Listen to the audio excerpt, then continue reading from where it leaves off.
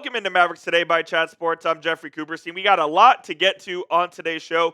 We will start off, though, with Cooper Flagg's reaction to the NBA lottery when he saw the Mavericks won. We have exactly what he had to say in just a moment. But before we get into the bulk of today's show, if you are pumped that the Mavericks won the lottery, hit that thumbs up icon for me. My bosses sent me a challenge, and they said we need to get to 300 likes on today's show. So help me out, help me look good in front of my bosses by hitting that thumbs up icon. Let's hop right into what Cooper Flagg had to say about the Mavericks and about the results of the lottery. He said, I was surprised like a lot of people. It was kind of a crazy draft lottery. They got a lot of really good pieces, and I think it'll be a really cool opportunity. So Cooper Flagg already believes that he's going to be a Dallas Maverick. And if you believe the reporting of Mark Stein and Tim McMahon, which I do, it sounds like the Mavs are hell-bent on selecting Flagg with the number one overall pick in the 2025 NBA draft. It does not appear that they are going to trade that pick. It does not appear that they're going to do anything else with the number one pick but select Flagg.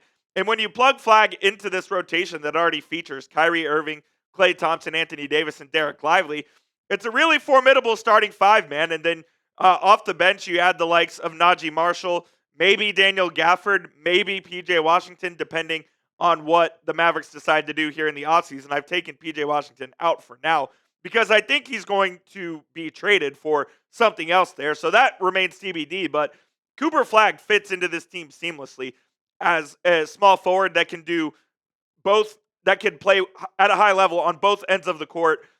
He enters the Mavericks roster as the best defender already. He can defend 2 through 4 at a high level. He can shoot at a high level. He can do everything at a pretty high level, and it just elevates the ceiling of this Mavericks roster immediately. PJ Washington's a really good player.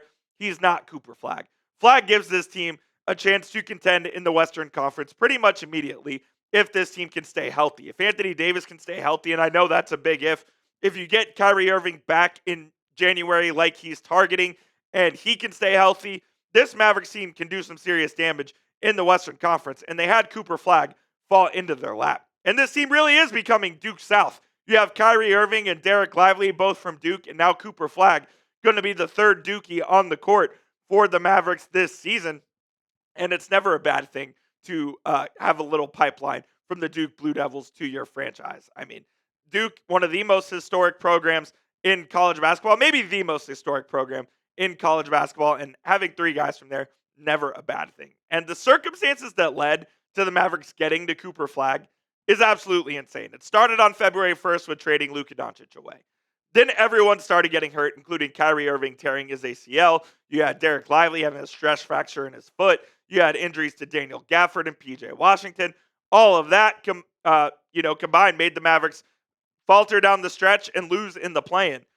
But the Miami Heat, by the way, won the play-in. If the Heat had lost the play-in, they would have had the 11th best odds in the lottery. Thus, they would be selecting Cooper Flagg, not the Dallas Mavericks. And then the Mavericks also won a coin flip against the Chicago Bulls.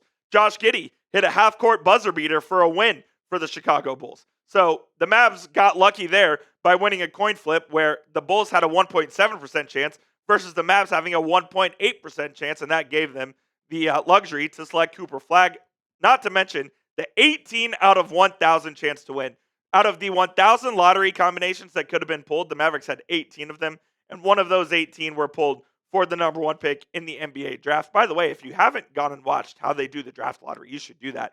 It's posted on the NBA social media, and it gives you a little bit of inside baseball on how exactly they do that lottery.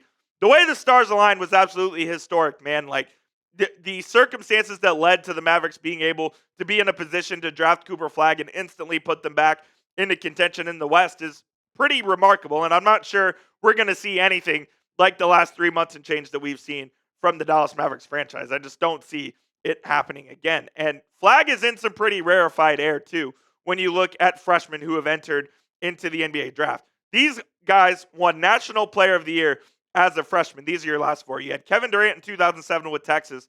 You had Anthony Davis in 2012 with Kentucky. I believe they won the national championship that year as well.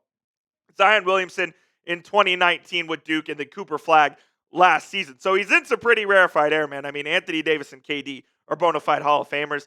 Zion, not a Hall of Famer yet, but when he plays is absolutely fantastic. So if you go by the historic side of things, Cooper Flagg should be a pretty damn good player for the Mavericks. We will get to the Shams Charania update here in just a few moments, but I do need to tell you guys about our sponsor of today's show, which is Fanatics. If you want to go get an Anthony Davis jersey, do it with our friends at Fanatics right now. Head to chatsports.com/Davis. When you guys purchase a jersey from that link, Fanatics sends us a part of the proceeds, so it goes back to helping out the channel as well. Get suited with the Mavericks' new franchise player. They have all sizes and colors available as well. Head to chatsports.com/Davis and get your Anthony Davis jersey in your collection today. All right, Shams Charania had a little update for us, and we kind of knew this, but it all but confirms. The Mavericks will be pursuing a point guard this offseason. We know Kyrie is going to be out till at least January with that torn ACL, and the Mavericks are going to need someone to tread water until Kyrie returns. Here's exactly what Shams had to say. He said, whether it's in the trade market or free agency, that's a big priority for them.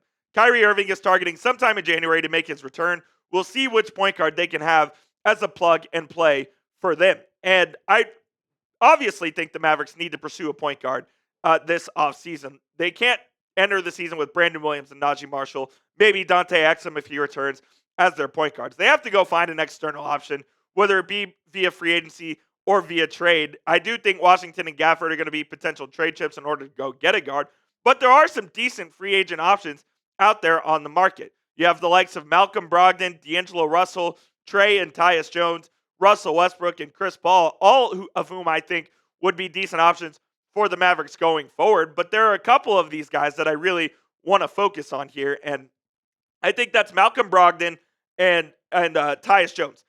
I think both of those guys would be solid options for the Mavericks going forward. Tyus Jones spent last season in Phoenix, and Jones is a guy who, yeah, he's not going to wow you with anything. He's not going to light up the stat sheet, but he had a really solid season in an otherwise very tumultuous year in Phoenix. And Malcolm Brogdon, who didn't play much last year, has been a guy that I know the Mavericks have liked for a very long time. Brogdon played in just 24 games last season, averaging 12 points and 4 assists. Didn't shoot it that well in those 24 games, but Brogdon has a larger sample size over the course of his career. He won Sixth Man of the Year a couple of years ago in Boston with the Celtics. So he would be a really decent option at point guard. And then Tyus Jones as well, who averaged 10 and 5 last year, shot 41% from three as well. Could you get Tyus Jones for the taxpayer mid-level? You might be able to, I think. Either of those, I think, would be interesting options for the Mavericks going forward. And if you do sign one of these guys, the options open with both PJ Washington and Daniel Gafford.